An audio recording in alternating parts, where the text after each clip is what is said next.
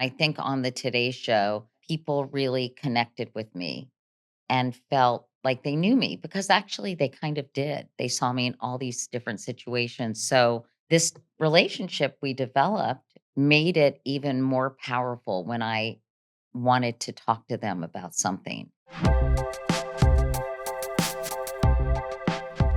Some might say that you're an oversharer. You probably Really? haven't heard that before. You have Do people call me an oversharer? do they not? No. Really? Well, not really. Oh, I love this reaction. Okay, well, you have quite literally televised your own colonoscopy, Yeah. and you were very public with your battle with breast cancer. You wrote an incredibly revealing memoir, Going There, which I touched on earlier, but it was so well done. And it talked about, a very devastating loss, at a time where your kids were the ages of my kids. I think I was Yeah. really, I just connected with you and the story. And so you've shared a lot of that personal loss with your first husband, Jay, and you've just had a lot of honest reflections. And I think that you do approach the world in a really open way. I think of overshare kind of in a negative way. And I think when I have shared things, it has all been toward a stated goal. 100%. Yeah. When I had a colonoscopy on national television, because as I always say, nothing says good morning like showing your colon on at 7:30 a.m. But it is because I had had this extraordinary, horrible, horrific experience with my 41-year-old husband who was diagnosed with colon cancer. And I had learned so much. And one of the most important things I learned is that it's highly preventable and has something like a 93% cure rate if it's detected early. Now, Jay was so young, he didn't qualify to get a colonoscopy, but if we'd been more aware of the symptoms, maybe he would have gone to the doctor sooner. Mhm. Um, and so doing that, I thought was a real public service, honestly. And I had this platform, and I thought it would almost be selfish not to share what I had learned and that I had the potential to save a life or several lives was so not really daunting, but I saw it as this extraordinary opportunity. So that's why I did that. And in fact, there was a 20% increase in colon cancer screenings.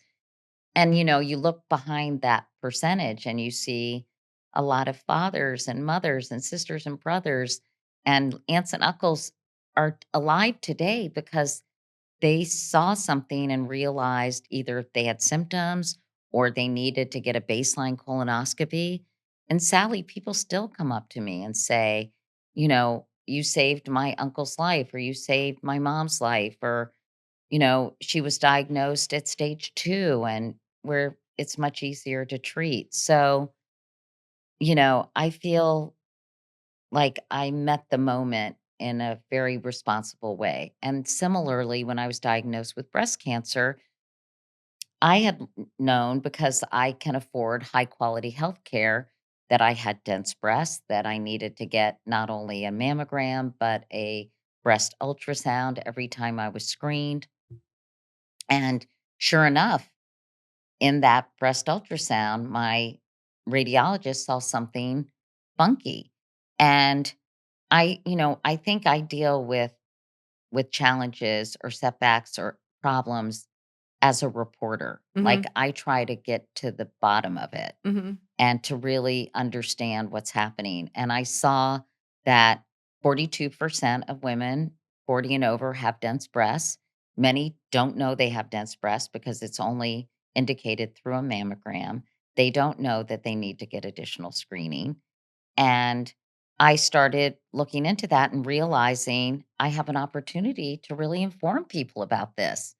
And this is why I got into journalism, Mhm. honestly, to shed light on things, to, you know, yes, speak truth to power, but also just arm people with the information they need to live, s- you know, better, longer, healthier lives. So it just is such a no brainer to me. Mhm. And I think when you have personal experience with something, your wealth of knowledge is so much bigger. It's not you're not an outsider, you've lived it. So you really understand it more than a reporter who's just assigned a story. So I think it's just a powerful, powerful combination and can be so influential in sort of the public square to talk about something that you've experienced personally. Yeah.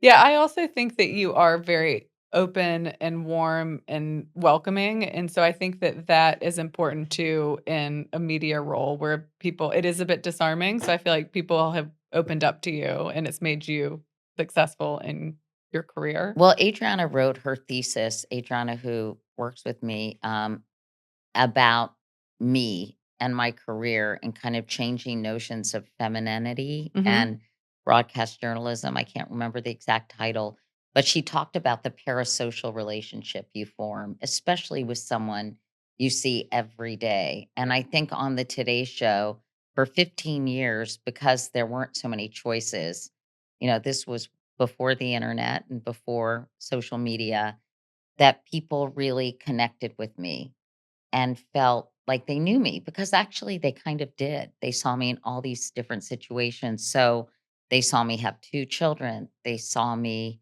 lose my husband. They saw me lose my sister. They saw me having fun. They saw me in serious situations. So they really had a very holistic view of who I was as a person.